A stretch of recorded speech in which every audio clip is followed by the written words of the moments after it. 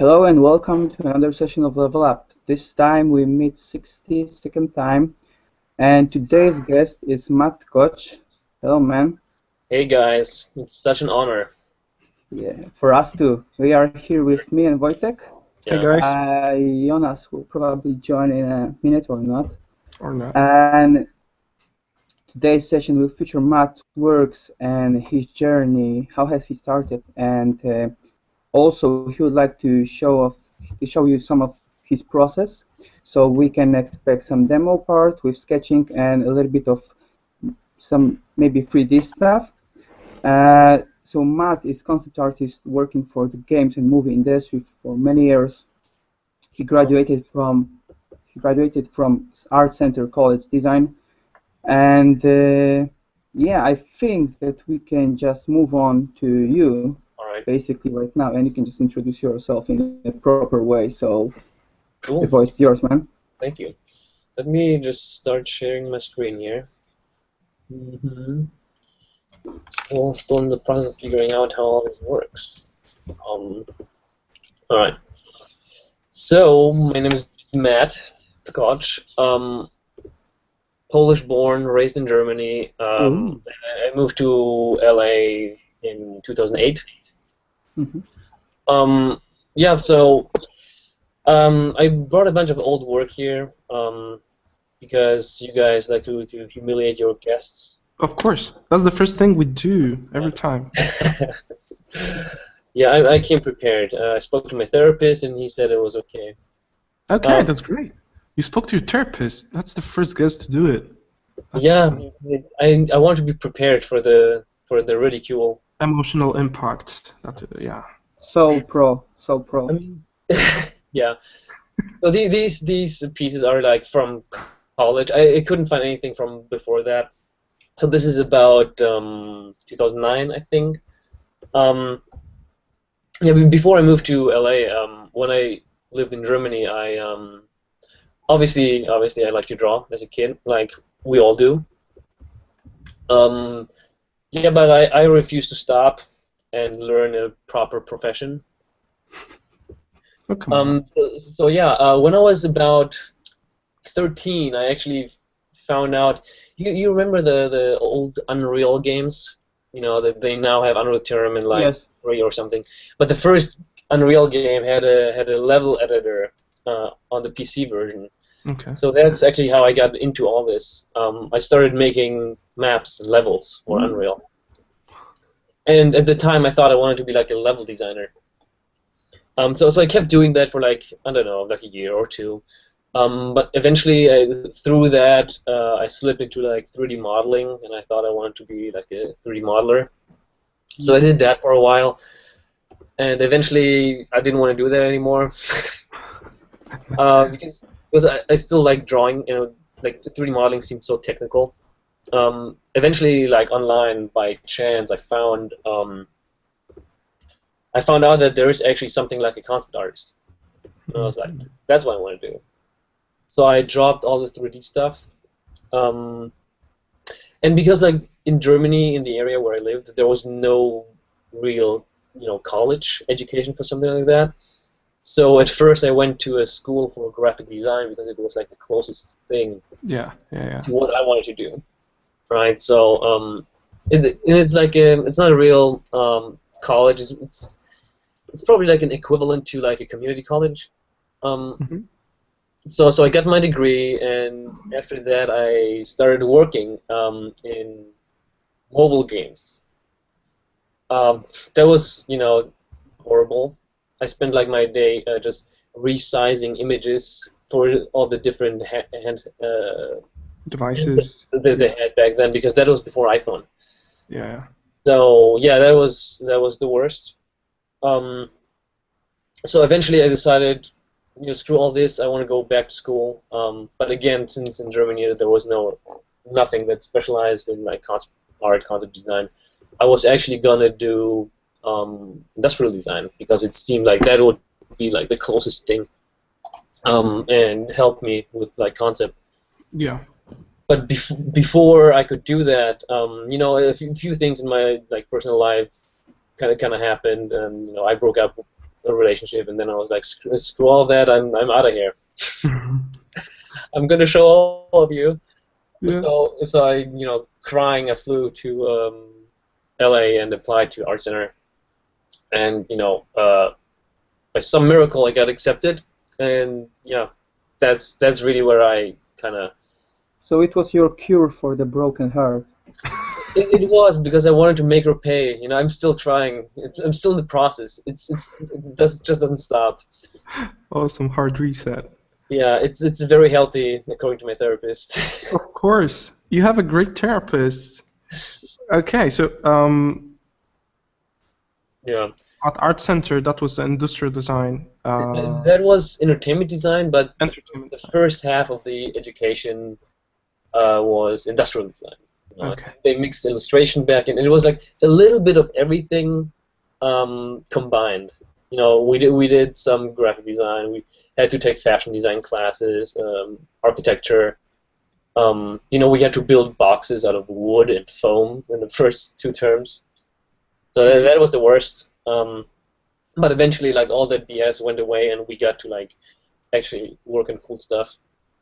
And this is where I did this illustration. Because when I went to school, all my life I went through phases where I was like inspired by certain styles or certain people, and I was like, wow, this is awesome. I want my work to look like that. Mm-hmm. So I always like picked something up and tried to copy a certain style until I got tired of it. Yeah. And then I went on to something else. But I always like took the elements that I liked and that it worked for my process. Always took those with me.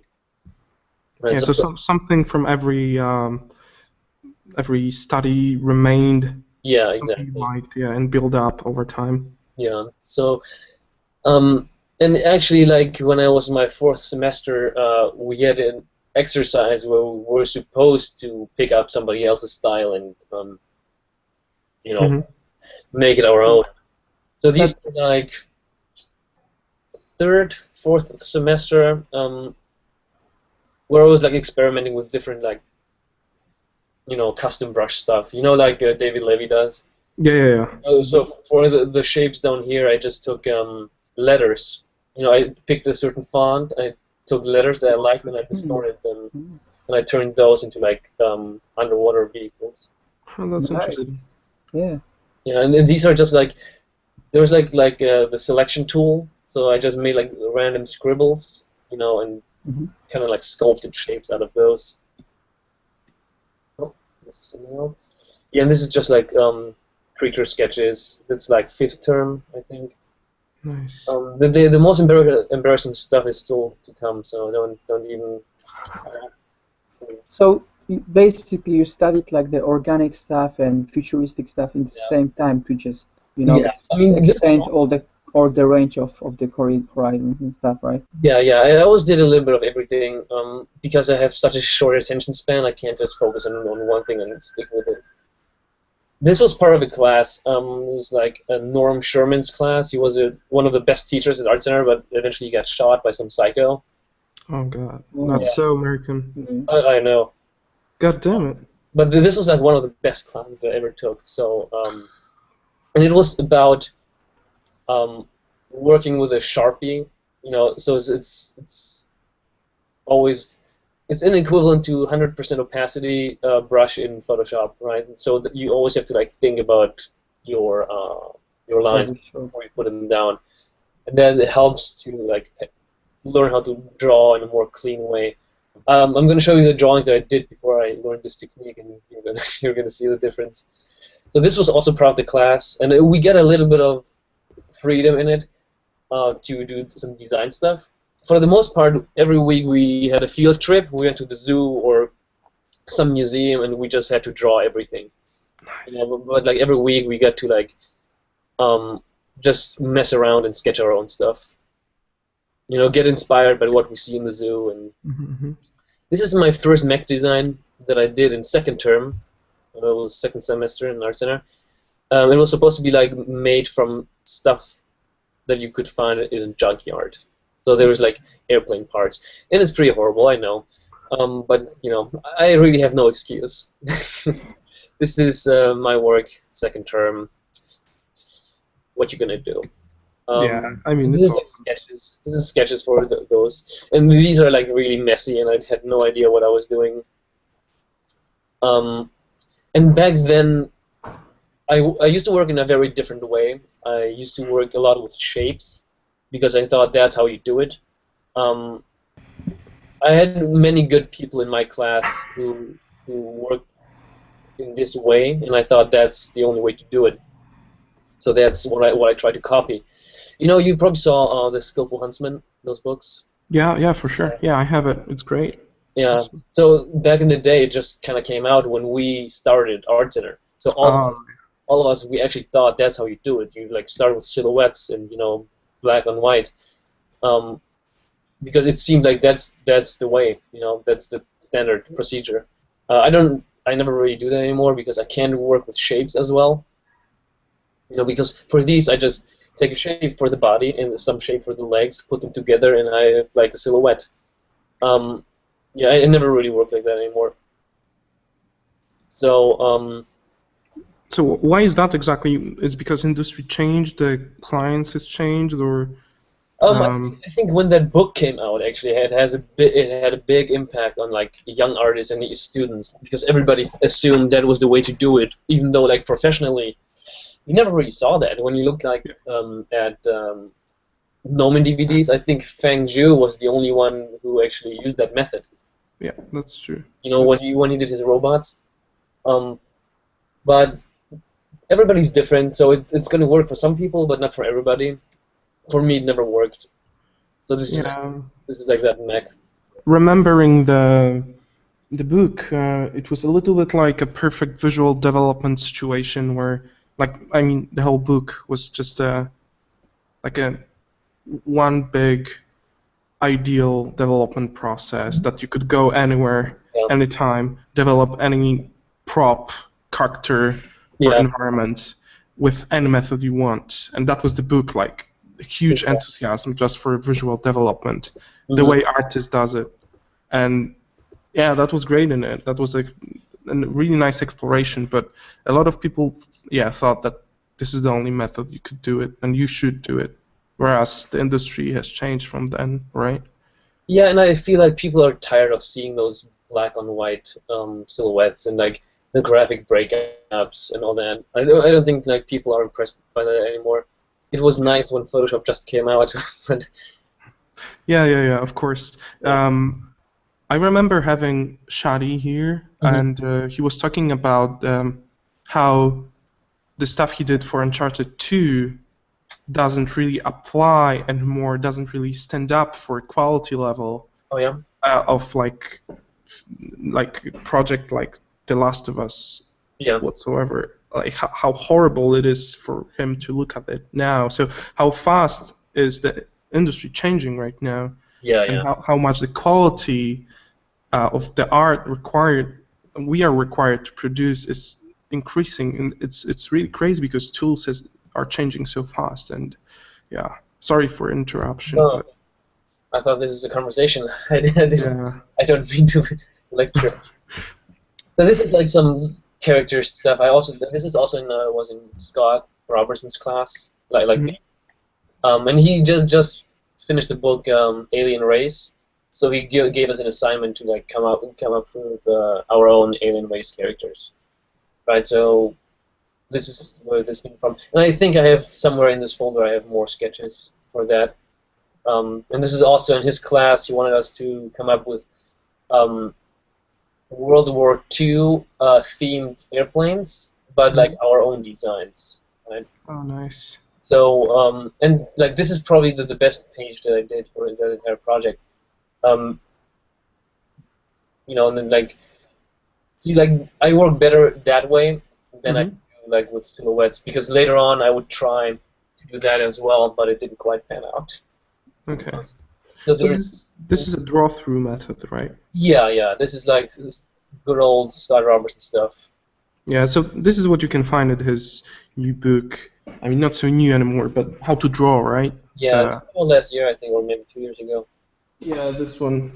And there was a new one as well, How to Render. I just ordered it. Yeah, like these books are like the best books. Yeah, this is like because I remember watching Scott's videos on Gnomon, and actually the book is just a quintessence of all these tutorials, all the knowledge he has. Yeah, exactly. Probably not all the knowledge, but a huge chunk of it for sure. Yeah, and it's like a compilation of the best of Scott Robertson techniques. That's something like that. Yeah, this is great. Yeah, the drunks looks pretty awesome. They're really solid. Yeah, so this is where I just try to get anywhere with the silhouette technique, which is like with airplanes is really hard because there is no one view that describes the plane the best. You know, maybe it's probably the top view of anything. You know, so here I made the mistake of going side view, which is not very descriptive for planes. And again, like I don't work that well with this technique. So like a big chunk of my college years was about experimentation and trying to find a way that I can actually work efficiently. So like this is like chalk, and Scott shows that technique in one of his tutorials, his Gnomon DVDs as well, where he like uses chalk to render. Yeah. So it's like ground up, like chalk stick. He grounds it up into like a powder, and then he takes like a soft pad and just uses it as almost like to sort of paint with it. But again, like this is pretty pathetic. So are these, you know, like, and this is not even symmetrical. Like the back wing is way too long. I didn't really realize that back then. So yeah, a bunch of these, you know, just trying to find some technique that works for me. And this is also the same project. It was like these are like some of my first Photoshop paintings. We were supposed to like come up with like a poster design for that project, you know, because we were supposed to design two planes, like the villain plane and the hero plane. Yeah. So, and then come up with some poster. This is like characters. This is the villain. This is his plane. So it's kind of inspired by a shark. Yeah. This is the good guy, the hero. This is, oh wow, this is actually like one of my very first visual things. So that's before Art Center, before everything. Yeah, that's before Art Center. Yeah. Yeah, so you had the interest in the industrial kind of. Yeah. I was always aware, like from when I was like 13, I tried to like learn about concept art, but it's hard when you live in a village and you have nobody to guide you in the right direction, you know. Oh yeah, I know what you mean. You end up practicing the wrong stuff, or like you keep wasting your time. Yeah, you have to invent your own way basically. Yeah, without. There was no way to, like, for me to get my hands on like Gnomon DVDs back then. I was able to pirate some of them, but it was always like a big event. A good friend of mine who I grew up with, he was always into concept art, and every time we managed to pirate a Gnomon DVD, which is wrong, people. It's illegal. Don't do it. Wink, wink. But like every time we managed to pirate one, it was like a big event. Like we went to like his house and we screened on a big screen and we watched it like we were watching a movie. So you had an experience working for Gnomon, right? Yeah, I taught there, which was awesome because I was like, when I was a young teenager, I was like addicted to their DVDs. Yeah. So I taught for them for like 2-3 semesters. I don't remember. Yeah, that was a while ago. Which was great. I preferred a lot to teaching over the internet because teaching online is so much more work because you have to record all your paint overs and set up a class, manage it, you know, upload them, and then you have, in addition to that, you have like a live session, and when you don't like talk to people, it's hard to know whether or not they're following, whether or not they're listening at all. Yeah. Should you bother at that point? So yeah, like when you're in person, you can just, you know, ramble. You know, you you know whether or not people are trying. So you obviously I would always like give more attention to the students that actually tried. Yeah, definitely. Something is missing on Yeah. during the online classes for sure. Yeah. But yeah. So this was my phase where I was a lot into Limbolo and like Alberto Mielgo.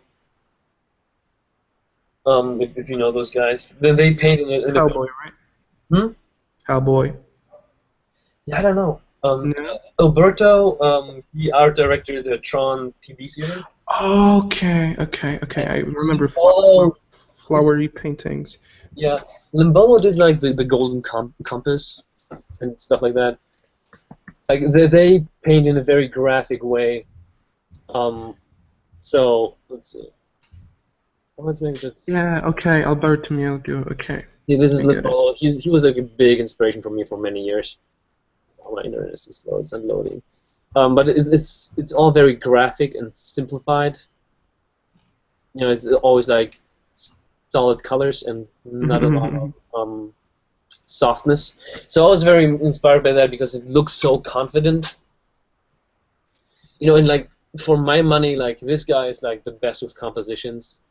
So big fan. But I was never able to like master this because eventually I would learn that it's not about your approach. It's just about.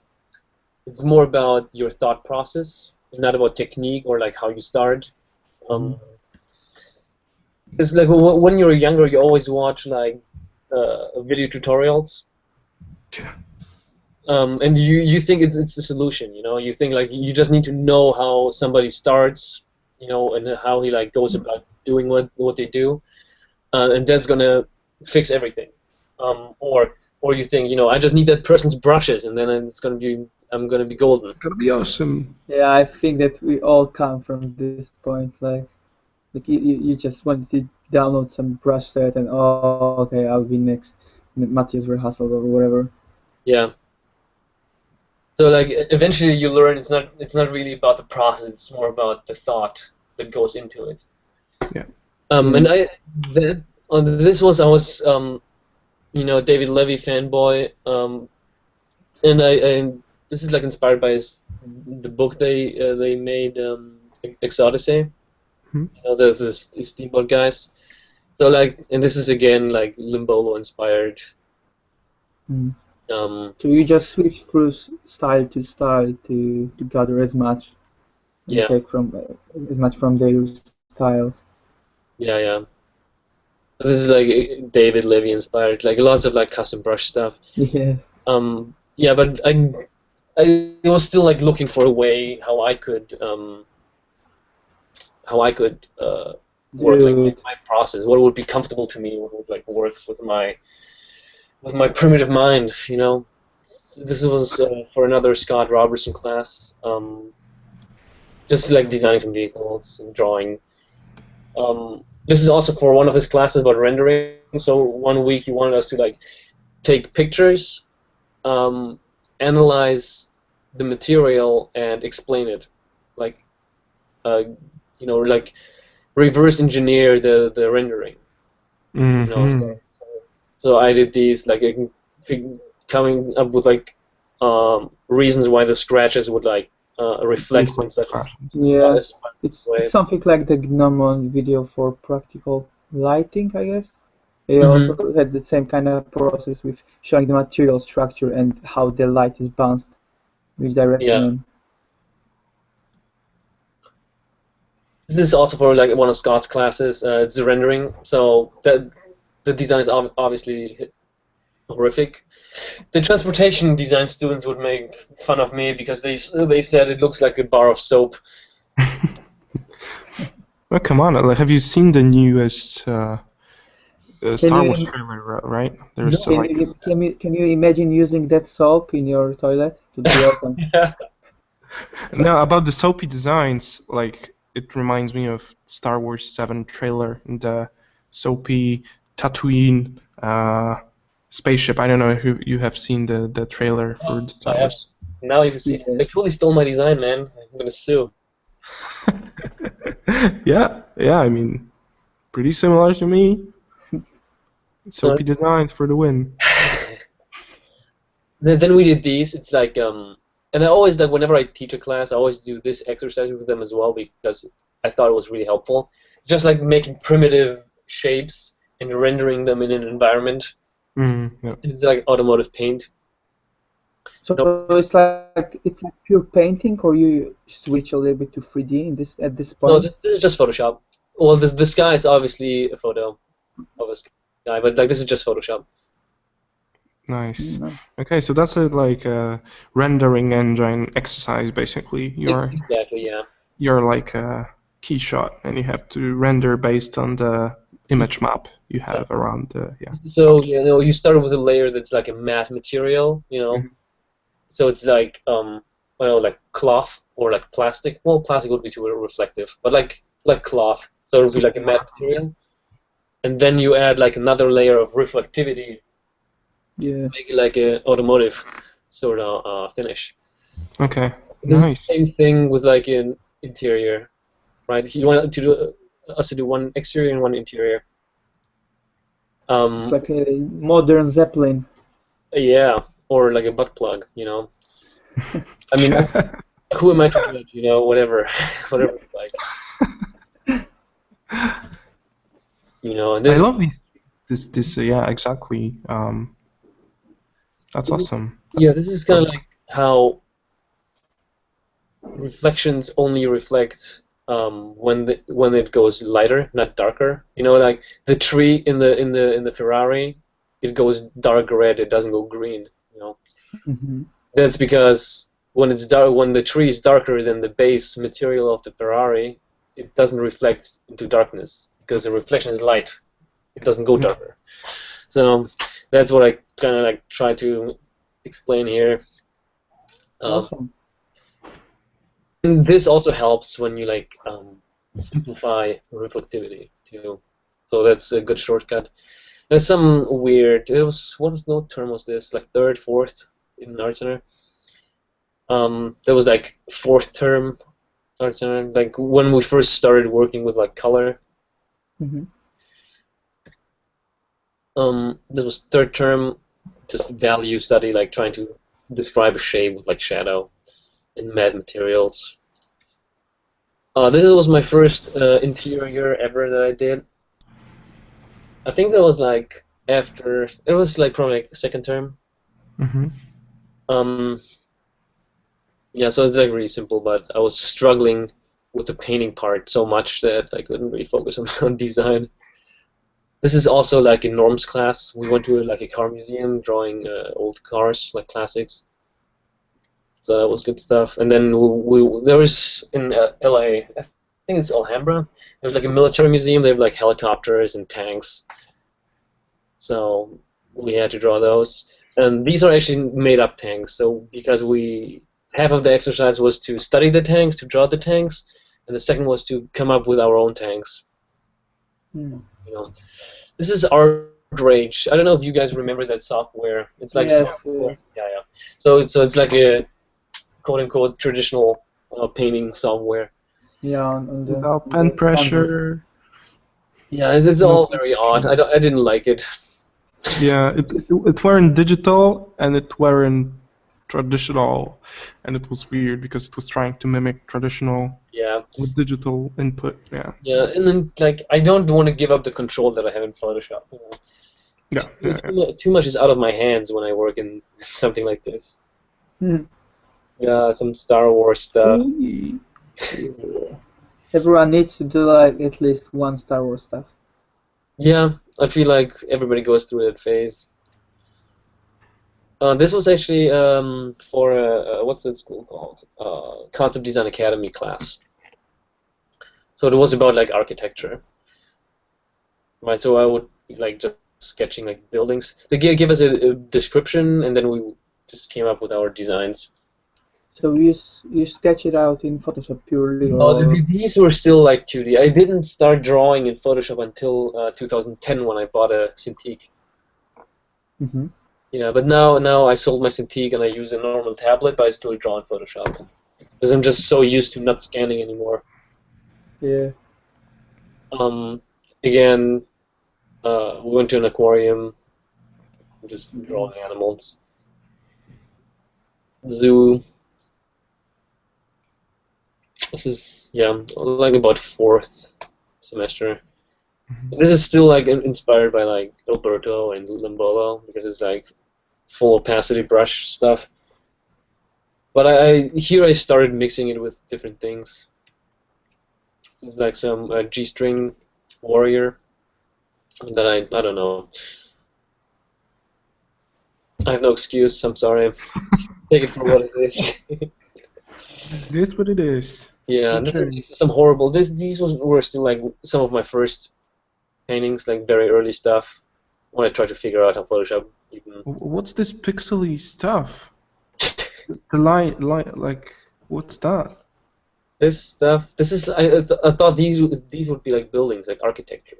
Oh, nice. No, yeah, but now that I look at it like close up, it doesn't look like this is the background. It looks like this is the foreground and this is the background. It's really confusing. Yeah. I love looking at the early work. I just love that. Yeah, this is from photo reference. There you go. That brushwork.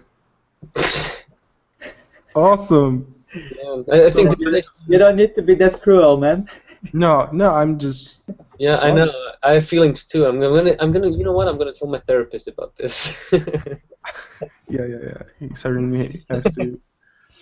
Yeah, so more old paintings. This is like a design for a paintball gun because I thought I went paintballing once and the guns looked so lame. You know, if they just looked a little cooler, it would be more fun. So I just thought what would be a cool solution to make a paintball gun. Obviously, this is probably not the solution to go with, but whatever. Again, early painting. We always like when we went to art center in the early terms, like 1 through 4, we would have like a group. Like that was before Facebook got really big. We used Blogger. Yeah. We have like art challenges. So like we would have to like do one painting a day, like beside from school, like one extra painting, and we would like pick a subject and like and we would just tackle it, all of us. Yeah, like back in the day, this is still when I try to paint like I saw in tutorials, which I don't really do these days. You know, like when people like design and paint at the same time, when they kind of like discover as they go along. I can't really do that. Like every time I do that, I'm too distracted with rendering and I neglect the design. Exactly. So you kind of isolate. Yeah. First design, then I isolate all the steps. I go through like a process. I mean, look at this ship. You know, this would not have happened if I had drawn it first. Yeah. But I just started like with a silhouette, and then I started rendering, and this is what happens, people. This is what happens. So don't do it. Same, and I want everybody to pay attention to this little detail. It's the most important part. Which one? Oh shit! How come? Like, what's the thought process behind this? I was challenged by a friend of mine. He was like, "You should give him a dick," and I was like, "Challenge accepted." Bam! Yeah.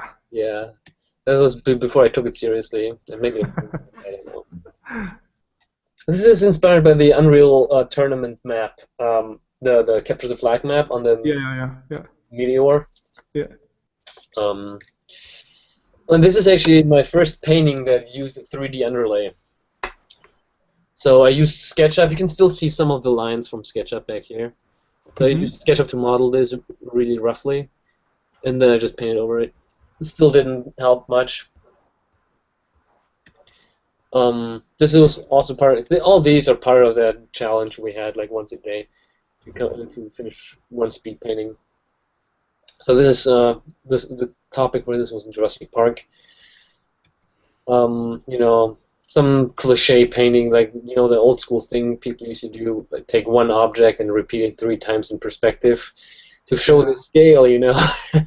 Oh yeah, old school rules. Again, the same thing.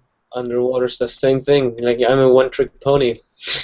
I still do it. Yeah, it still works. God damn it. Yeah, so this is like some helmet designs for, yeah, I did some more like alien race sketches. Yeah, we're jumping back and forth a lot here, from your Yeah, really early stuff to your school stuff, right? yeah, these things are not organized at all. Yeah. Yeah, I just I have this. Nice. I love the rhythm, how your drawings like are the ones from Art Center, how rhythmical they are. Like I can feel the movement and the character of the character that Oh. is like conveyed in the rhythm of the movement of the drawing. That's really cool. At least someone has something good to say about this. Yeah, this is also like after first term, because first term we did nothing but these, like draw through, draw through, draw through. And it was really tough on me because I have very bad craftsmanship, or draftsmanship rather. So drawing traditionally is such a hassle for me. Like in Photoshop I can always correct my drawings, but like on paper, I'm very heavy-handed, so this was on paper, and this is probably like the best example of like draw through stuff that I've done. Have it helped you? Do you feel like it was worth it to force through? Oh, absolutely. Like because drawing on paper makes you think more, so you kind of have to learn discipline and patience. And that was probably my biggest issue before I even started college. I had no patience. I could have never done, even though this took me 1 semester to make. I mean, to learn how to make it, rather. I could have never done it before that 1 semester because I didn't have the patience or the discipline to like just make a nice drawing. Even though this is not even that nice, but for my standards, Yeah. The beginnings are like you don't only struggle with your weakness in terms of painting or artistic skills, but also in terms of like your personality. Yeah, definitely. Because I was always about like sketching and loose sketches, and I thought, that's my thing. But eventually, I learned that I'm not going to get anywhere with my attitude. So I had to uphold. So how come you have thought about Art Center? How have you discovered the school? I always knew about it, since I started watching Gnomon DVDs, which was like I don't know, 13, 14. So I always knew that it existed because all the guys went to Art Center. It was always Art Center this, Art Center that. Fengju, Scott Robertson, Ryan Church, all those big shots. So I always wanted to go there or nowhere. Yeah. And if I had not gotten accepted, your therapist would have to talk to you. You know what? I would probably be dead by now, so my therapist would be unemployed. Okay. No, yeah, right now you have alternatives, but back then, that was like what, 2009, 8? 2008. That was 2008. Yeah. There was the very first semester where they introduced the new major, entertainment design. Before that, it was the major was industrial design or product design, and the entertainment was like a sub path of that. Ah, okay. There you go. And we were like the first class to start as entertainment design. Yeah. And if I had to, like, now, the new students are so good. They're like 19, and they're better than I can ever be. So if I had to compete with these people back then, I would have never gotten in. Yeah, that's what I was talking about. This whole industry is going crazy with the quality level. Like, over the years, 5+ years, it was just such a huge leap in terms of quality and the level of... Because there's no secrets anymore, There's all the information is out there. Exactly. And also about the amount of people that are doing it right now. Yeah, it's gotten really popular. So I'm pretty sure in like a year or two I'm going to be unemployed. I mean, I don't think that will be an issue because still I think the industry is growing as well as the, That is true. That is true. There's more projects, there's more companies. I think the way to go is to start your own company and hire people you can exploit. There you go. There you go. You can be the suit. It's like this. That is the main aim for all of us. So. Yeah. That's tons and tons of paintings. That's awesome. We don't really get that many early paintings. Some of our guests are deleting. They're not super early. I wish I had like early stuff. But because these are from the speed painting challenge we had once a day. Mm-hmm. This is a little later. This is not old enough. I don't know. This shouldn't even be here. But this was actually a good example to show. This was after I discovered a new way of working. What changed my life, honestly, was seeing Craig Mullen's Gnomon Master Workshop. I don't know what it's called. Yeah. Because it's not really about his demo. He does a demo at the very end, but it's mostly him talking and explaining the way he approaches things, the way he thinks about things. And that changed my life because you always watch those sped up demos that are like 4 times the speed that you think. And you never really get to see anybody draw or paint in real time, and you think you're supposed to just be really fast. Yeah. But when you watch him paint, it's like super slow. Like he does one brush stroke really slowly, and then he looks at it, and then he deletes it because he didn't like it, and then he does the same thing. And it's like no music, no distractions. That's what I heard. Yeah, I can't do that either because like music is like I feel rushed. I feel like it's trying tempo. It's trying to pace me, instead of me pacing me. So that's what I learned, where it's more about where you always constantly reevaluate what you're doing, and always look at it, and is it good or is it not good what you just did, and if it's not good, then you delete what you did and do it again. About being patient and not trying to crank it out as fast as you can. Yeah, at the beginning of the session you were talking about putting thought into it, not just, for example, watching a tutorial and hope it will all figure itself out. So what is really important here, I think, is that we also tend to do it. I still do it mindlessly, scribbling, with thinking that something will come out, and I just have to wake up. Hey, dude, you're actually painting. You're making brush strokes, dude. Yeah. Just think it out. And then you have a guy like Craig Mullins that is actually putting thought into every brush stroke, and guess what?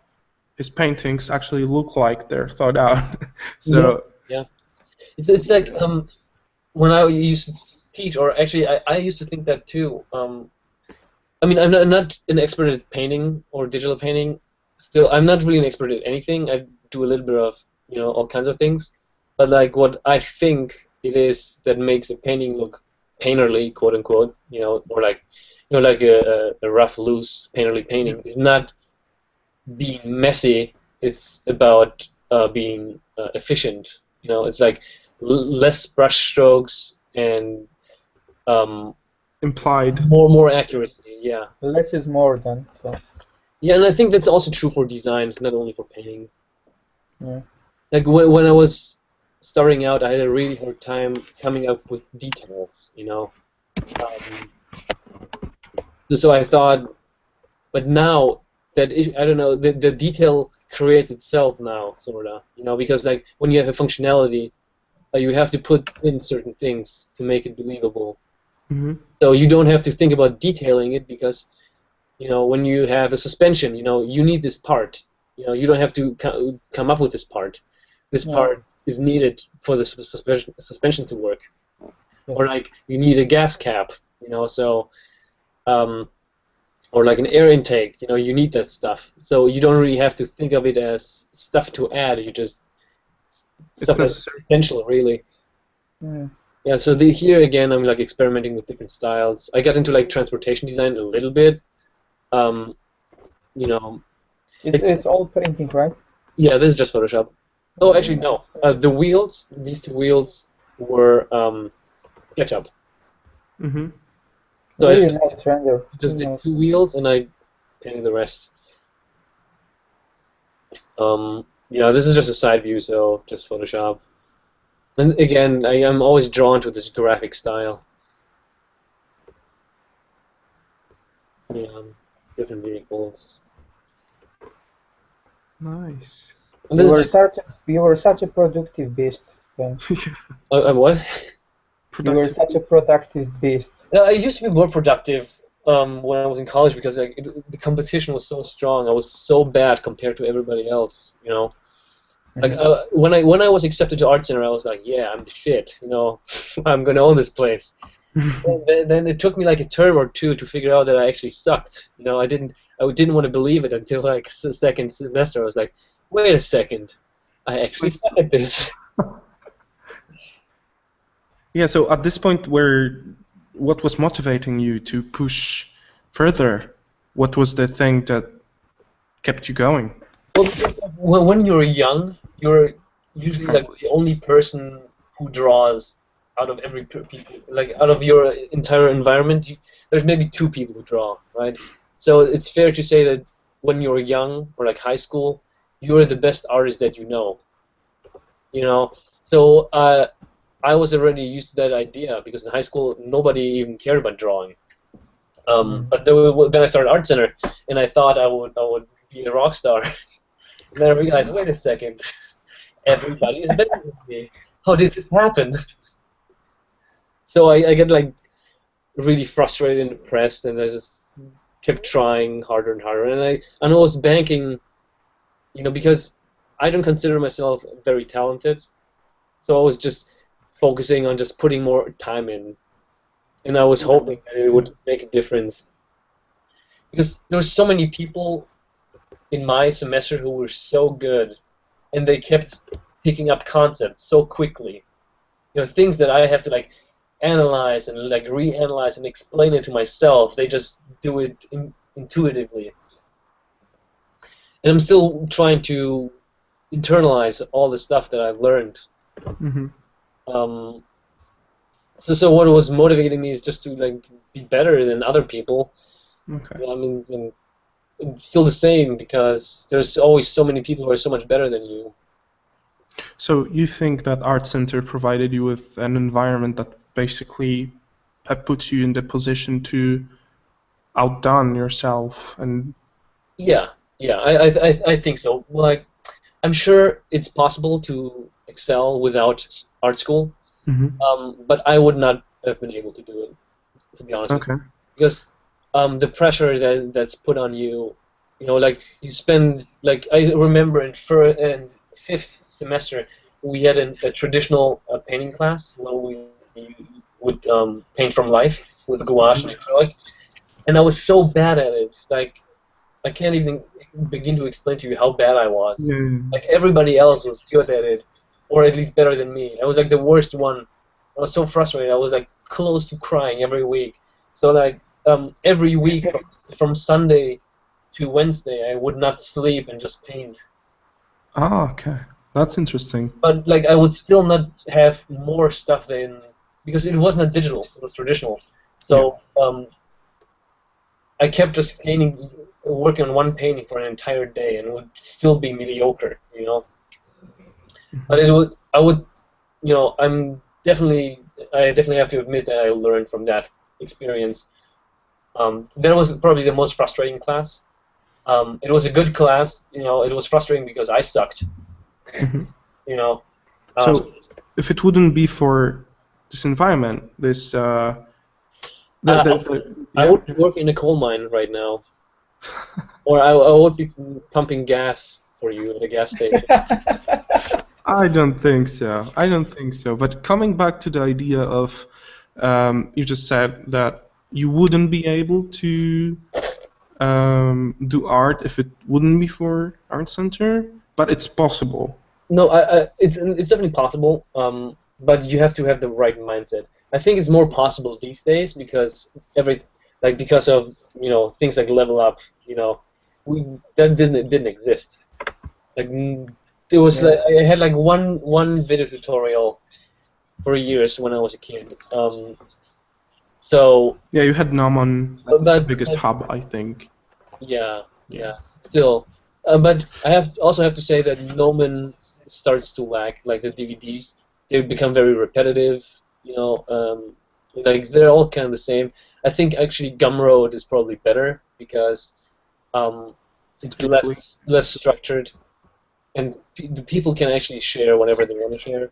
Yeah, you don't always know what you get, but sometimes you get extraordinary value for crazy low price, and sometimes the opposite. But it's still cheaper, and it's direct direct tutorial from an artist. So, sorry, I just want to dive a little bit deeper into that art center thing because I was really interested in thinking about how could you actually build the pressure that you got in art center on your own? Is it possible to build like that kind of a what could push you to paint with what was that, gouache? If you would be only like alone at home, the best artist in your friend's circle, like what could do it? The internet, you know. That's true. This is the only like I've been thinking about that too because schools, especially art center, are so expensive. Like now that I'm not there anymore, but I think it's close to $20,000 a semester. You know. Yeah. So that's crazy. Like I would never tell anybody to go into debt just to go to art school. That's ridiculous. But I think just build a community, you know, on Facebook. Like join some spit painting groups, and then just make friends. It's better if you can make friends that you can, you know, meet in person, because then you like feel the pressure more. Yeah, you see the competition a little bit. At the same time, you are learning a lot. You know, but what's interesting for me is that when you are working on your own at home, from my experience, it's a little bit easier to go easy on yourself than, for example, starting at art center and have somebody push you to do crazy amount of homework, and then you realize, hey, I am actually able to do it. I was underestimating myself this whole time. I could actually work this time, this 8 hours, let's say, whereas at home I could only maybe draw for 3 hours and I would feel exhausted because I told myself so. Yeah. So see, like in a place like art center, I mean, now thinking back to it, I'm getting like anxiety again, like just thinking about like deadlines and homework. You know, like if your homework wasn't complete, like some teachers wouldn't even give you like any grade for it; they would just fail. You know, even if you just don't put it up on the wall, like don't present it nicely, you know, fail. You had somehow like a motivation back then, right? Yeah. You have some impact that really push you into it. So what are you trying to say now is that it came with a price, right? So it was some kind of an anxiety still they were pushing too hard, you think? I don't think they pushed too hard. I mean, for some people it may have been. See, like everybody's different, you know. Like everybody has their own balance of how much relaxation time they need and how much productive time they can put in, because you don't want to burn anybody out. You know, that's like once you push somebody that far, you push too far. But everybody's different, right? And they can't really account for personalities. You know, they can only like some teachers weren't that strict. You know, some teachers were chill, but some like would like push us really hard. And I don't think it's too far, because if it's too far, then you just fail the class and big deal, whatever, you know. You can always like retake the class next semester or something. So I feel like the harder the better. Like some teachers were a little too soft on us. Okay, that's interesting. So you think you could have been pushed further. Okay, so what if you would be starting out now and knowing your experience at Art Center and knowing your experience in States and with teaching and all that, knowing the industry now, for example, let's say I bet tons of people that are just starting out are watching us. What would be your advice for them? I know everybody's different, right? But maybe what route would you take right now in order to become a professional? Well, there's a few factors that I would probably consider. For example, if you can afford Art Center, for example, if you don't have to take a loan to go to Art Center, go to Art Center, because you know if you have support from your family, if you know your parents can help you pay for it, do it, because there is no harm in it. I think it's going to help. If you're not from the U.S., there is a value to going to art center if you're not from the U.S. because after you finish the entertainment design track, you get to stay in the country for 2.5 years and work, and also you get to do internships. You meet people, who are gonna help you find work. If you're American, and you would have to take out a loan, I would say fuck it. Yeah. Because there's like all the information is out there. Just like move to LA, befriend people from Art Center, hang out with them, take some classes at Red Engine. Concept Design Academy, Red Engine, yeah.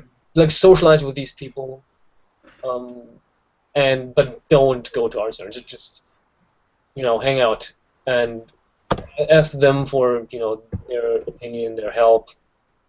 And what you can do, I've heard of somebody who did that.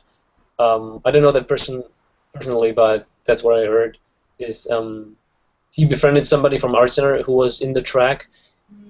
And he lived close to the school as well, and he always, got the homework, and did it too. Like he obviously couldn't hand it in, but he could do the homework for himself and just share it with his friends who went to Art Center. That's interesting. So if you're American, that's like secondhand teaching, but still if you do that, you're stealing education. But you know what? Of course. The prices are ridiculous. No need to have pity on those people. So you lived in the States for a while, right? In California. Yeah. So would you consider it like a hub for our industry, the industry world? Definitely, especially film. Even though all the productions move abroad now, there's actually a lot happening in London. So if you're European, move to London or at least the UK, and because then productions can hire. I mean, Star Wars is being made in the UK, right? Yeah, that speaks for itself. And I mean, there was Iron Man, there's Star Trek. All these movies are happening here. So if you're European, be in the UK. Reach out to production designers. That's what I did after I finished school. I stalked production designers and art directors in film. On the internet, I got an IMDb Pro account, and I just found every single person who is somebody who is in charge, is either a supervising art director, an art director, or a production designer. That's the scenario. I found every single person, and I found their contact information on the website of the guild. Awesome. Okay, so actually IMDb Pro enables you to view contact information. Sometimes, usually it's only their agency. Yeah. But if you go to the website of the local 800, all those people are probably going to hate me for telling them that because now they're going to be bombarded with emails. But that's the price you pay for being a hotshot. Yeah. So find the people. I got almost 200 names on a list, and I structured the list, and I emailed every single person, and I tried to meet them in person. Talking to them by email is fine, but I always try to. Yeah, that's so different, meeting people in person, and it's so much less corporate, so to speak, because we tend to speak to people over email. We have one language we speak, but suddenly when you meet a person, changes accordingly to the personality, and great things can happen if you. So I think even if you're not from the US, I think what you can do is make a list, contact people, set up appointments. Let's say now we're February. Let's say in June, you just make a bunch of appointments in June, and then you just have a vacation in LA. And go there for a few weeks or a month. Meet everybody, bring your portfolio, talk to them. Just when you get in touch with people, it's important to strike a balance of being persistent but not annoying. Don't be a creep. I would never ask for work because that's implied. You know, it's kind of like when you go on a date. You know, you don't ask for sex. You know, everybody knows why you're there. Yeah. You know, so just be, you know, be classy about it. It's That's really a great- interesting point. It's really Great cool. advice, especially Yeah. for those who want to get into the film industry, for example. Yeah. Yeah, that's super valuable.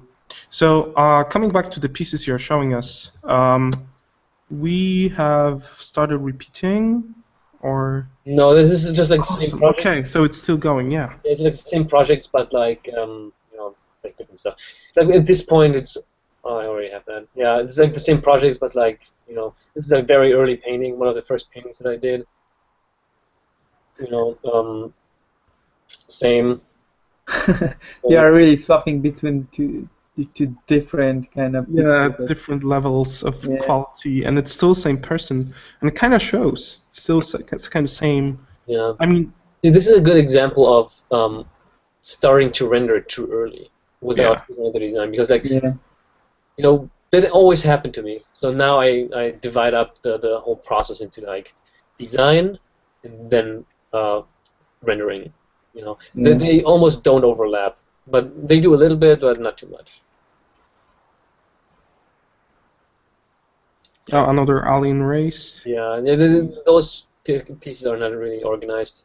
See, we have the same thing with the. I put my painting in here, so it's like same thing Oh repeated. yeah, it's the same Times part again. that you showed it before. It's pathetic. And another early Mac second semester stuff. This is a thing that I actually build in first semester. That's also like in Mac. This is the sketch for it. Nice. Yeah. Walk mode. Whoa. There you go. This is like a thing. Also first term, I like redesigned the pipe wrench, and I just realized a mistake. Interesting. Like this thing is like round and shouldn't be like laying flat on the ground. Yeah, exactly. That would be like on the other side too. Oh well. Let's say it's the hole in the desk. Yeah. Exactly. There's a hole in the desk. So that's it. Awesome. Thank you. also Thank you brought very much. I also brought some PSDs of like process a little bit. Awesome. I used to make those GIF animations of like my process. So you know, because like now I'm over the whole part. When I was younger, I had like artistic integrity and a sense of pride. So I was like, oh, I'm a real artist. I'm not using photos. Yeah, you're a real I artist. don't use 3D. I'm a real artist, you know. But by now I'm like I'm so jaded. I'm like fuck it, who cares? So I just found this photo online, and I go like through the process of making it like what I want it to be. So which was like a sci-fi cityscape scenario, a little Blade Runner, and then I made you know an actual drawing, right? Let me make like a layer that's like gray or white, so you can actually see what's happening here. Right. So I made a drawing of the ship that I'm going to paint, right? Mm-hmm. And then I fill it in, and then I go through the rendering process because I already have my design, right? I Yeah. add a layer of reflectivity, right? And at this point, I would probably like hide the drawing. This is like cut lines and details. Just the drawing again. It's also a drawing. You know, and then some reflections.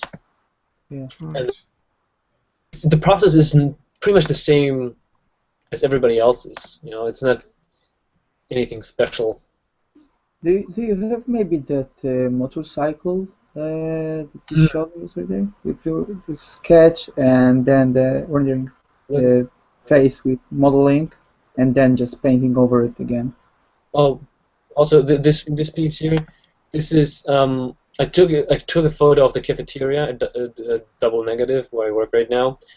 So it's like from a second story window. I took a photo of the cafeteria, and then I just painted in all the stuff, you know. And the people, I just used the people who work there. So Yeah, whatever works. yeah, so like I have no sense of pride anymore. it's over. It's over, real world. Yeah. Yeah.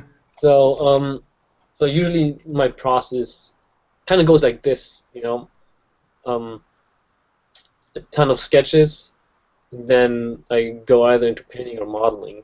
I have an example of a motorcycle that I showed before.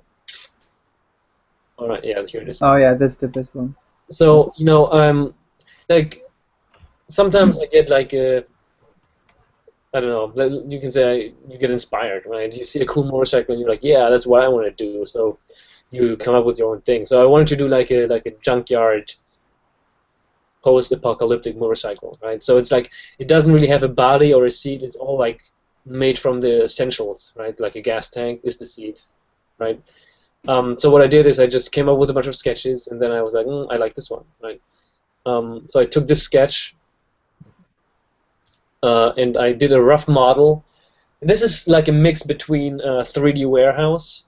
I don't know if you guys are familiar with that, but if you use, Yeah, of course. Mm-hmm. yeah, just for the people who don't know, if you have SketchUp, you can access a ton of like models that other people did. You can just, you know, take advantage of them. Kid And Bosh. it comes to the conversation that we had yesterday about the SketchUp, right? Hmm. That some of the people think that it can't be used for professional. Yeah, yeah, oh yeah. Like Purposes. when you work with certain form languages, it's very useful to do like fast sci-fi stuff. Yeah. Like for this thing, I like this tank, I stole. This tank, I stole. The engine underneath, I stole. The foot pegs, I stole.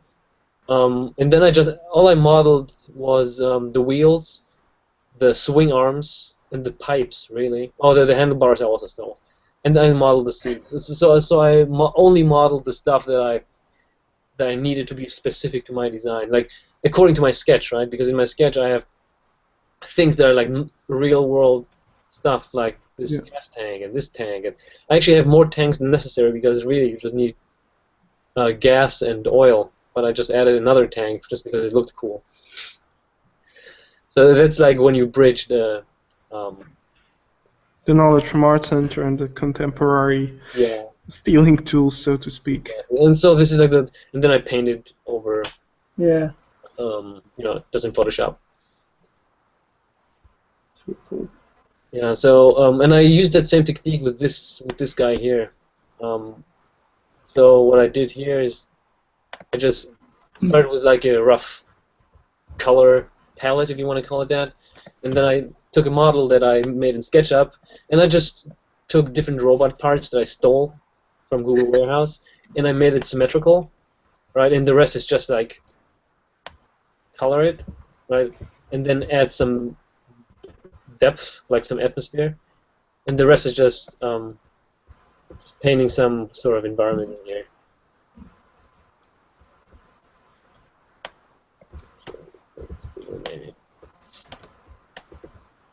Right.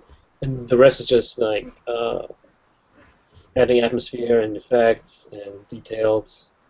This is like a layer where I like, added, like, changed the design a bit.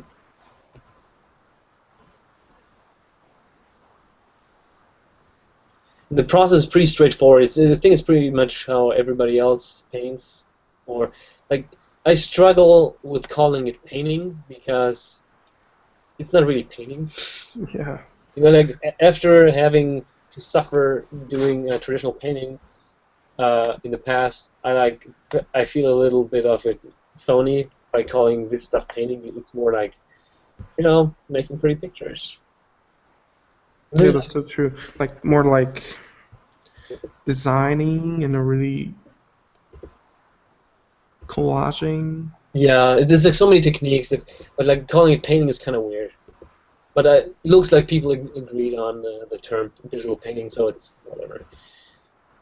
But there was also collaging going on in like traditional painting. You know, they also did collage like different materials, so I suppose it's cool. So this is like very straightforward like environment process. So I just add like layers of depth. And this is Well, this might be a photo that I like stretched. I'm not sure, or it could be like a custom brush thing. Probably a photo. Adding an atmosphere.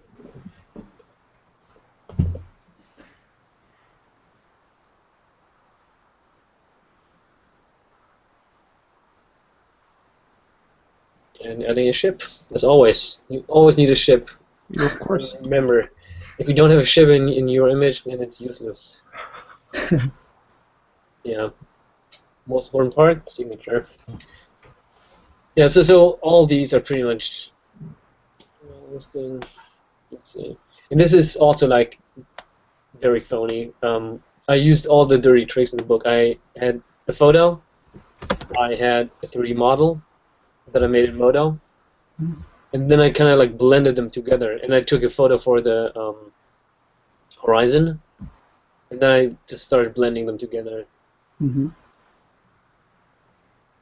Adding like a cast shadow, adding details, some effects.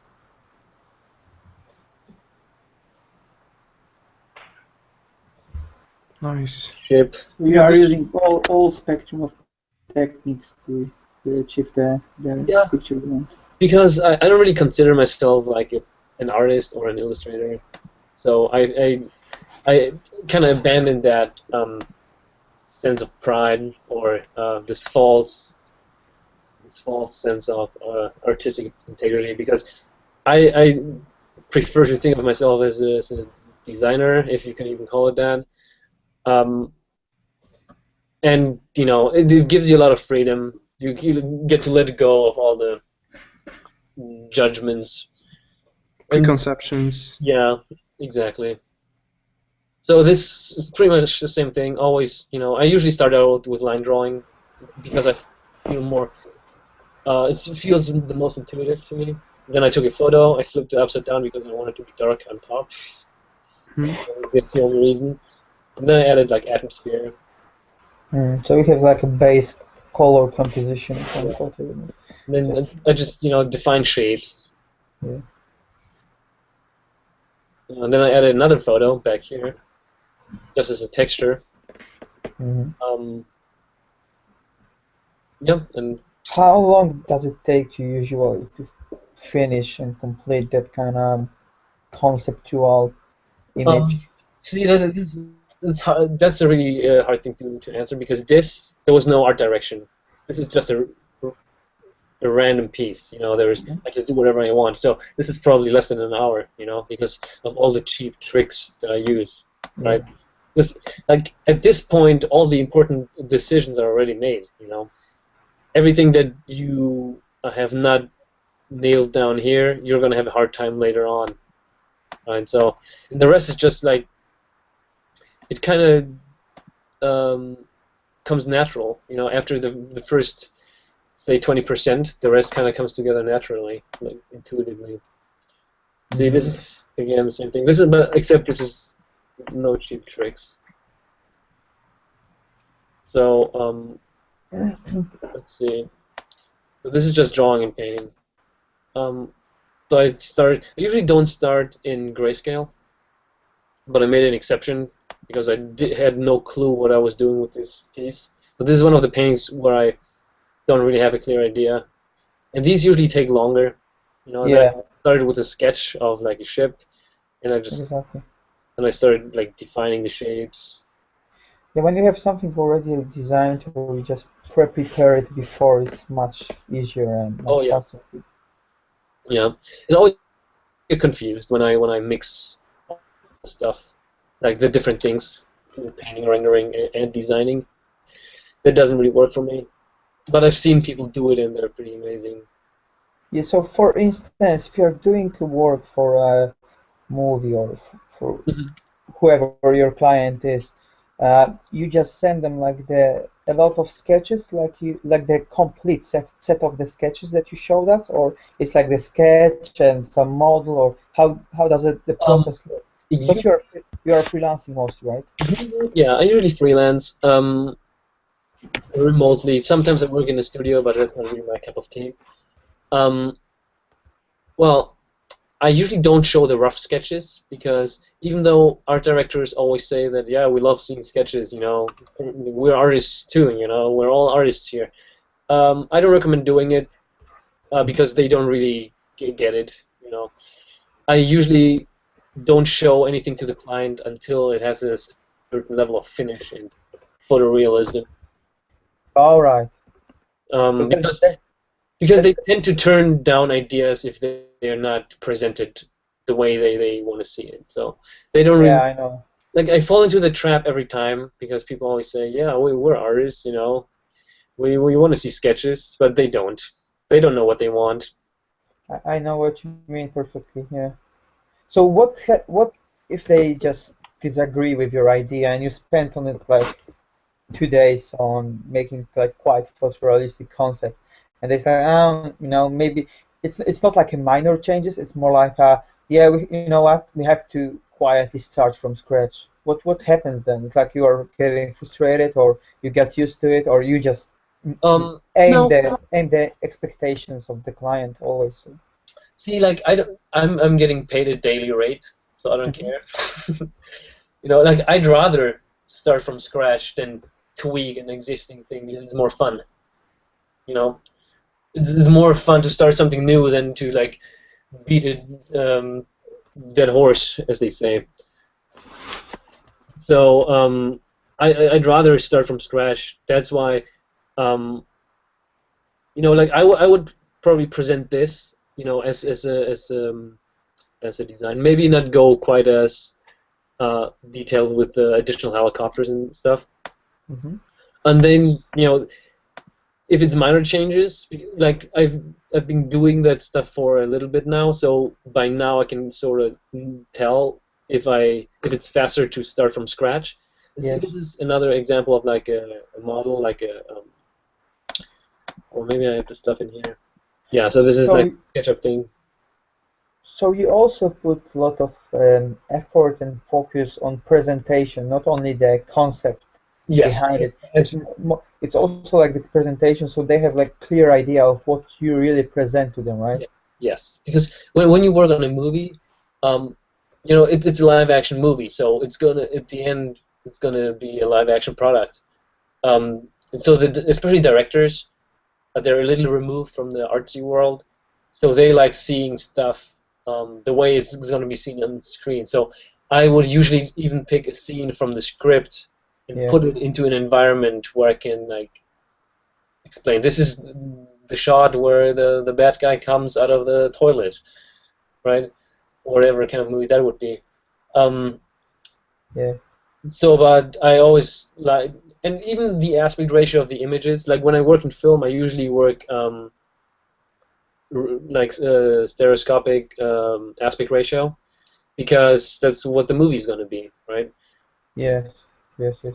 So you basically imagine and show the actual shot that probably will end up in the movie. So you're just trying to present it in the best way possible. Exactly. So let's take a look here. Yeah, I don't really present, like, this is stuff that I did for a commercial. So I didn't really show too much sketching. I did include it in the presentation, but I would never just show the sketch for this, you know. Oh, okay, yeah, I know. I mean, I think it's on my art station, actually. Let's see.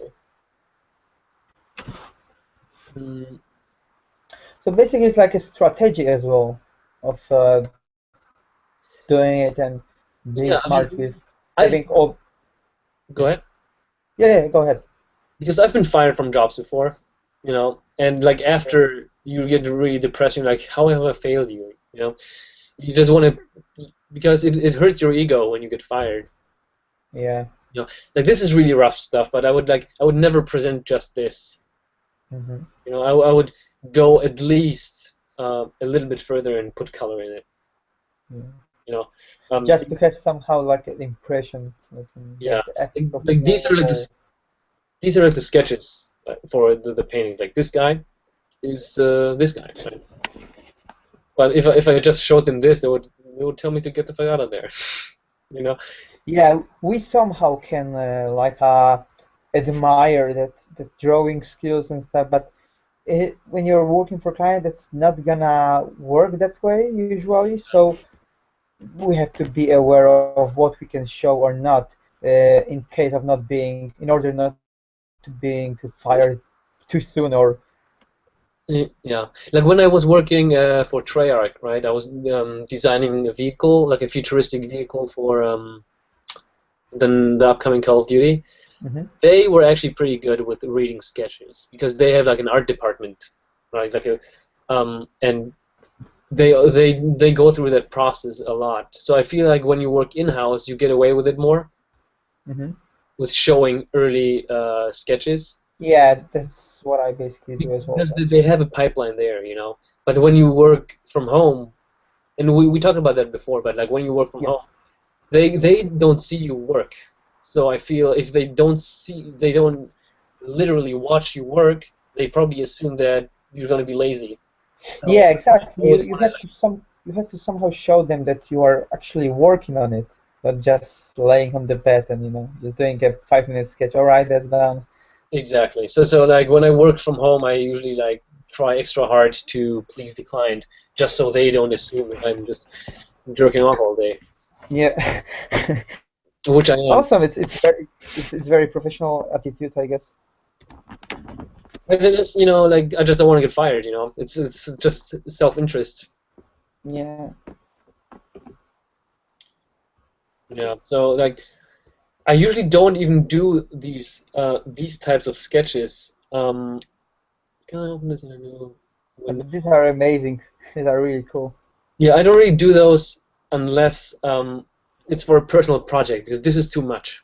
You don't have time to do that many versions. I would probably do like 3 and paint the first one, or like the one that I like the most. Like I would want to like turn up. Usually when I work anywhere, I try to come up with like 2 illustrations a day. Like this level. It doesn't have to be like photoreal, but something that's where they're able to judge it properly. So I don't really do that, except it's for my own stuff, because like it's my own thing, so I can spend as much time on it as I want, and I'm more precious about my own work because it's mine. Like nobody tells me what to do, so people can judge me by that. Yeah, that's true. I have much more. Yeah. So where's that stupid robot? So then I did it with this one as well, because Yeah, I love the design. this is like the first thing that I modeled, like even with texture maps and everything, right? So I wanted it to like be really good. Like I wanted it to be exactly what I wanted before I go through months of work to model it, because this really took months to model. Because I'm not a modeler, so I was still learning modeling, and every time I model something, it's still a learning experience. So what software did you use for this particular piece? Modo. Oh, I usually use Modo, except when it's about like kit bashing quickly, like ships. Yeah, and, like whenever I think I have like bigger images on here. Whenever all these, what the hell is that? All these sketches didn't. I didn't generate those sketches before. It was not like a clearly divided process into sketching and then modeling. I started sketching and then I decided on like one sketch. Mm-hmm. It's kind of like this. It's like this one down here. I cropped it out. I don't know why. But it's not very detailed. The legs are not the same legs that I have in the final thing. So what I would do is I would start modeling, but then when I would start with a detail like the foot, I would go back to drawing and I would figure out what the foot looks like. All right. So it's a very organic process. Like when you work alone for your own thing, you get to do that more. Right. So it's not like a clear cut. Step A, sketching. Step B, modeling. There's a lot of back and forth. Like I would even do like a rough render of this model and paint over it in Photoshop to figure out what I wanted to do with it. That's what I also do with working with 3D. Like, use your 2D design sense on top of 3D based thing you did and work back and forth organically. Exactly. But like when I work professionally, I'd rather generate more because later on there's always time to like tighten up the design and like make it perfect. So I'd rather generate more artwork for them to look at, even though there is problems with it. But I can always deal with those problems later. Yeah. Yeah. So this is usually my process. And like when I design these things, and that's something that I learned from John Park. John Park's he has like a Gnomon Master Workshop thing, right, where he explains his mech design. And it's really not about like designing shapes. You know, when I start, I mean, I can show you an example. Just with Photoshop here. Like when I design these things, I don't work the old school way of coming up with shapes. That's too bright. That hurts. Okay. What I do is, and I like the brush that I use to sketch with, it has become very simple. Like over the years, like these brushes were a little more elaborate. They had some pressure sensitivity in them. Yeah. But now I'm at the point where I just I just go ahead and it's kind of like a Sharpie now. So it's all the same thickness. No, it's all this. It's like a really like Sharpie. All right. Like a ballpoint. And the reason for that is that I always, because I like drawing and I like art, I always get carried away with trying to make a pretty drawing. And by limiting my brush, I'm limiting my tools to make a pretty drawing. You know, so it's not going to be a pretty drawing either way. So I have to focus on what it is I'm doing. Yeah. And I don't work fast. I just figure out the function of the things. You know, let's say this is a foot, and there's a pivot here, and it's really just what John Park was talking about. It's not about the shapes. I can always define the shapes later, but it's more about how it moves. You know, so where are the joints, and how do they connect? Or do I need like a hydraulic piston here to make it look stronger? You know, does it look too weak? Yes. And does it need a toe for it to be more stable? You know, so that would be like an extra hinge here. And also very important, what is it for? You know, when I did this guy, this is my problem because I didn't know what the function of this robot would be. Because the description just said a mechanical creature. So I knew that it had to feel like some sort of animal, right? And for this guy, early on I decided, or like let's say this strip here, I wanted it to be like a food delivery craft. Okay, yeah. Like a scooter, like a flying scooter, essentially. And what I'll always do is I make a list while I sketch. I always make a list, and I always add to that list of the stuff that this design needs, like the details that it's going to need. You know, like propellers. This one didn't have propellers, but it was like an option for how it like moves. You know, you need an exhaust. You know, I added a lantern in some of those designs because one of those Chinese ones. Headlights, mirror, like all these things that you forget about. When like those obvious things that stuff has in the real world that you tend to forget about.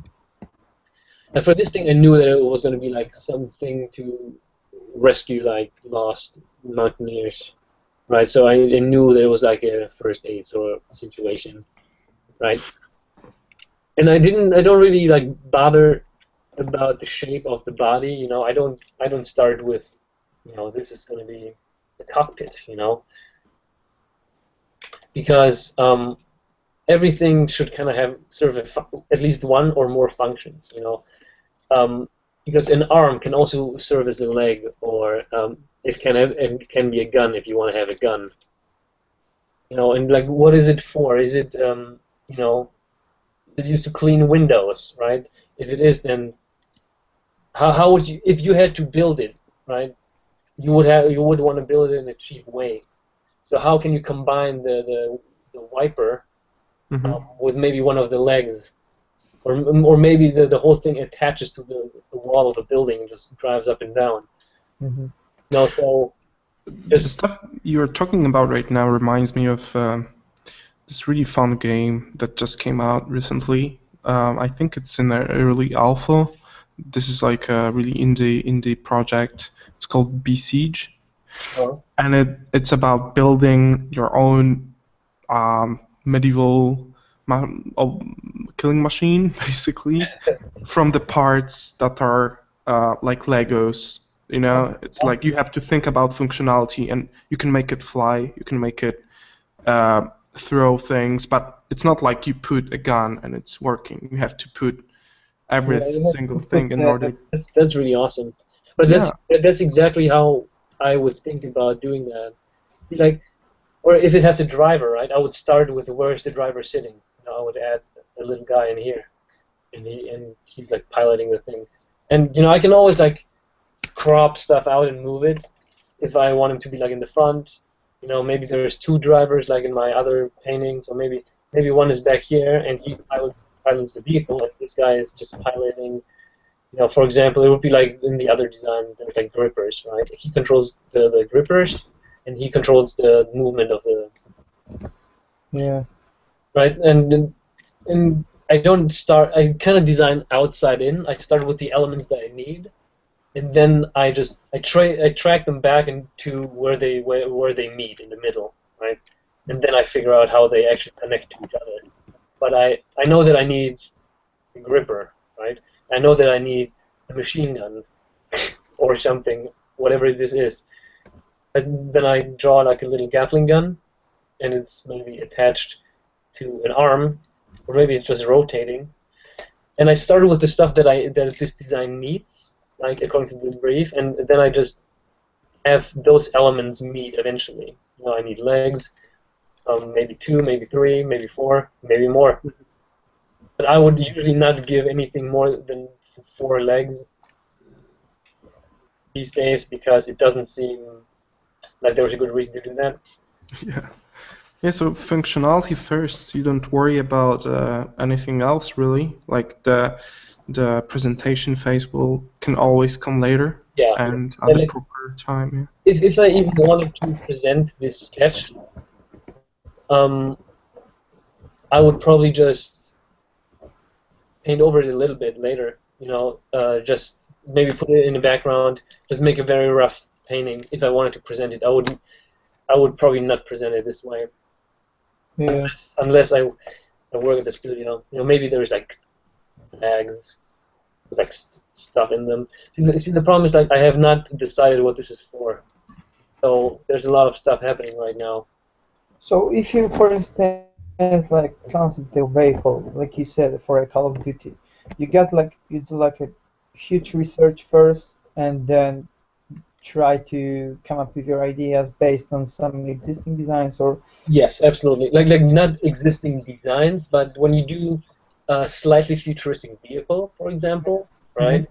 Well, my brief, I don't even know if I can talk about it, but let's just talk a little bit in generic terms. Yes. I was designing like a futuristic military vehicle. Right? So you get in the brief what kind of vehicle it is. Is it like a jeep? Is it like a buggy? Is it like a troop transport? You know, and by that you can judge whether it's going to be, you know, armored heavily, what kind of suspension it's going to have. So I'm looking at real world military vehicles. You know, I collect a lot of images, and I make one of those lists of the stuff that what makes a military vehicle of that type. You know. And then start sketching, right? Yeah, and then I start sketching, but I always like to look at the images, look at my list. I always go back to, you know, like, is there an antenna? Is there like ammunition somewhere or whatever? You know, I always like, I have a thing somewhere here that I used to use with my students.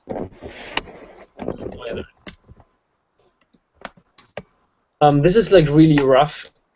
and not complete. But it's Like kind a of mind map, yeah. yeah, it's like a mind map that I used to show my students to kind of explain how my brain works when I start designing a certain concept. So it like divides into, like we said before, like in the content, the design, and the presentation. And those things overlap a little bit, or at least the skills do. So like whenever I judge a design, I design it by these four characteristics or these four needs. And I came up with this mind map, just from different people. Like Scott had his own version of this, and it was a bit different, because like he's a different person, so his brain works differently, right?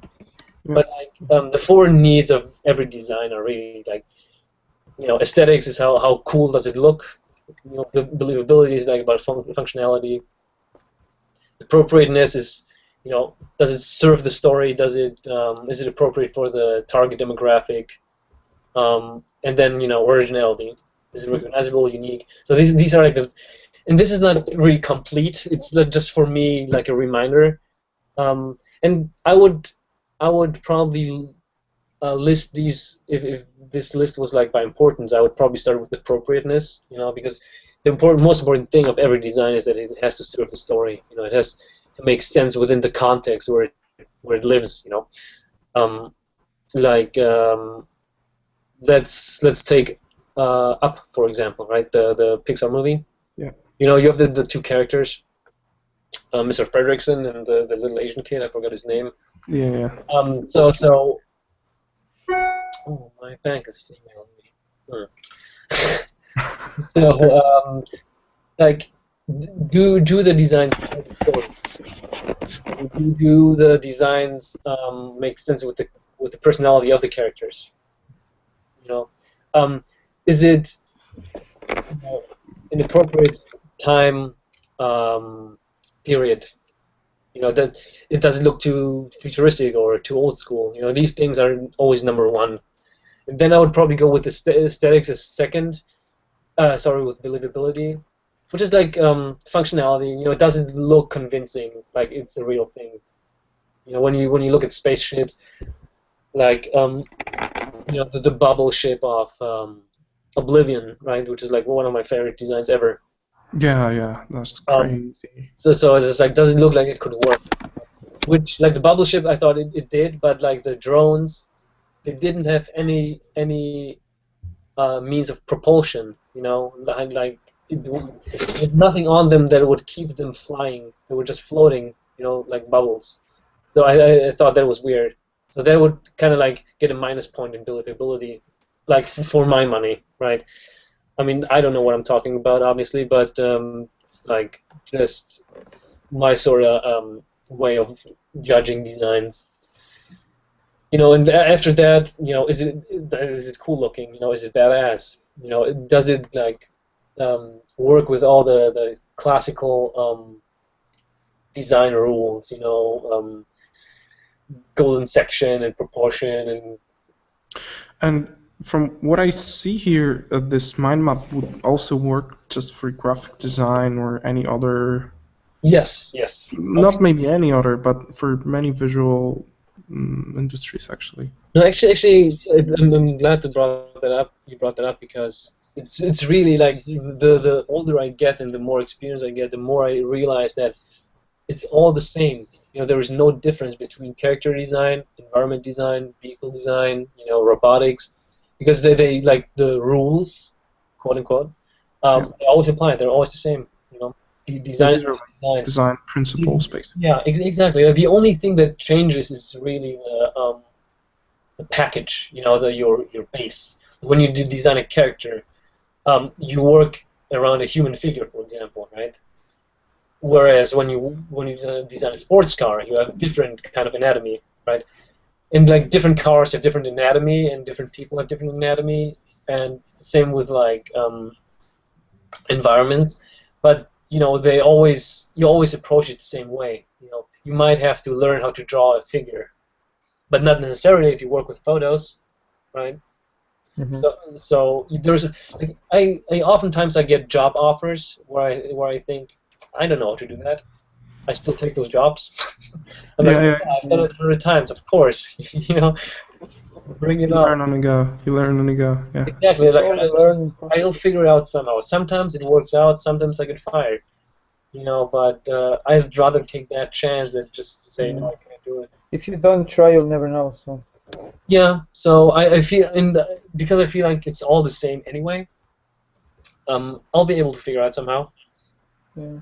Yeah, being a concept artist is also very specific, I would say, because it consists of inventing solutions, and part of the job is also figuring out the way to actually complete the job sometimes. Not the task itself, but the way to get it done. If you know what I mean, like you have to invent, like, okay, should I use this software or this software, or should I go traditional or mixed or digital, or where should I go? And I maybe should go for ZBrush, but I don't know ZBrush. Is it worth it to devote one day for learning ZBrush than doing the job with ZBrush, or should I just sculpt something in clay, do photo and overpaint? Tons of ways to go about the same job,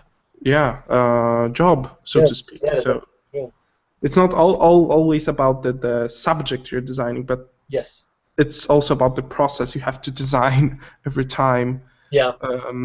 Because you don't get to work for like on the same stuff all the time. That's part of our job. We are getting very varied tasks to do. Sometimes it's this, sometimes it's completely different.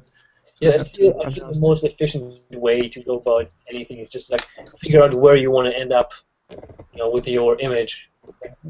Just picture what you want to end up with, and then figure out how to get there. Reverse engineer the process to get to your goal, and then you can figure out the best way to get there. Yeah, I talk a lot. I talked about it with a lot of people about this visual ability. Not visual ability, but ability to visualize, basically, early on. For me, it came a little bit later, after I became aware of how the light works, how the storytelling works. I mean, I didn't figure it out all yet, obviously, but when I started to do it, it actually, something clicked, and I started seeing more clearly in my head where I want the picture to end up. And it's, I don't know how it was for you, Matt, but for me, I had to develop some skills first in order to spark my mind to see this. Yeah, like when you start out, you're like so worried about the painting and the drawing, and you're just happy if you can figure out how to draw something, and then you're so overwhelmed with that and preoccupied that you can't even get to and if you struggle on a technical level, it became harder. Once that becomes a more intuitive and natural process, like a second language almost that you learn, then your mind is free to actually think about content and design. Exactly. That's why it's so important to dive into these really grounded exercises to build this subconscious, so to speak, subconscious fluentness. I don't know if it's correct English, but something that. Yeah, like a visual literacy. Yeah, exactly. Yeah, to be fluent in the language you speak, basically. Yeah, exactly. So it's subconscious. You don't even think about the technicalities. Once you're in the process, you just think about, okay, what's the purpose of this part? What's the job of this joint? Yeah. Yeah. So it's not really, when you worry about how cool things look, you don't get to dive into the fun part of design, because it's gonna, if you figure out like what I was talking about, like if you figure out if you stay with the hierarchy of importance, like if it's like appropriate and believable, then chances are it's going to look good anyway, you know. So I always like make sure to figure out the appropriateness and the believability and the aesthetics and then the originality. So I always go in that order. Yeah. You know, just to have something original is not worth sacrificing any of these. You know, same goes with like aesthetics. I would not sacrifice believability or appropriateness just so it looks cool. Because sometimes you have a project where you're designing something that's not supposed to look cool. You know, sometimes it's supposed to look, you know, lame or boring. Because not every car you design is a sports car. Sometimes you design a station wagon. You know, so that's having it be unattractive is part of the design brief. You know, so yeah, and also but I also try at the same time, you know, even though this looks like really technical and like stuck up, I'm always trying not to be too analytical whenever I paint. Like when I start painting, I would not start with thinking about, you know, should I show you the golden section on these proportions? You know, what color palette is, you know, what kind of harmony am I going to use? You know, I'm trying to go more with the gut and less with rules. Because the rules are only going to get you so far. You know, I think that sometimes people are just losing a lot of energy in the beginning of thinking of how it, you know, like you said, like colors and presentation would look, instead of just thinking about the actual design and concept behind it. Yeah. The same comes with, I think that the same, for me, the same comes with software. So if you have like the good idea and you sketch it out, then you can just start thinking about the software that you will use for polishing it. Because if you just focus on the software first, you just lose a lot of energy and you don't really focus on the design then, which can be really hard task to do. And you just feel like, I just finally know what I will use, but I have like no more time for thinking about the nice and original design. So it's like the circle is just ended. And I think that the first thing to focus on is just the functional and the design and overall idea of behind it, and then whether you use 3D or use only the pencil, it doesn't really matter. Yeah, definitely. That's why, like, when I start out, I like limit my tools as much as I can. You know, like that's why I'm using this stupid primitive brush. You know, so I don't get distracted with like making a pretty drawing. You can make it pretty later on anyway, but you know, for now it shouldn't matter.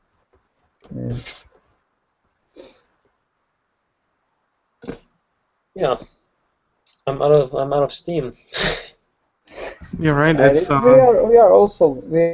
are almost like hit 2 hours already. So yeah, that was a pretty intense talk. So I love to especially dive into this into your experiences at Art Center and education and how you have perceived things there, and yeah, that was extremely important to talk about. Yeah, there is like a lot of interesting knowledge about the pure concept art that you really just share it with people with us today. So it was really valuable, I guess.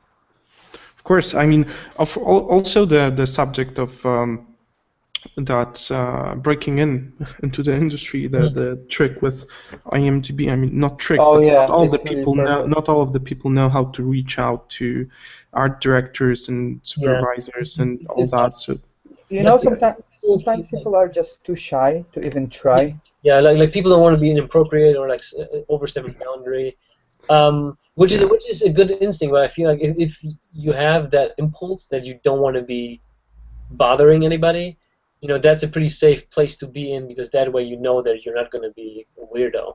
You know, once you do get in touch, you know, but these people are just, you know, they're used to it. You know, they're production designers. Their job is to hire people and to know people. Yeah, exactly. And I feel like it's a little bit different with the game industry. I mean, I think it's easier to get noticed by a game studio rather than VFX studio or like a film production or an art director from a Yeah. Well, the problem with the movie industry is that there is a union, you know. So it's especially hard to break in. I'm not in the union, so the most work that I do in movies is either early development or pitch work, or stuff for post production.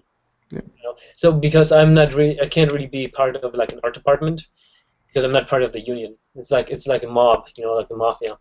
Yeah, So exactly. they are not really they're not really allowed to hire anybody who's not in the union.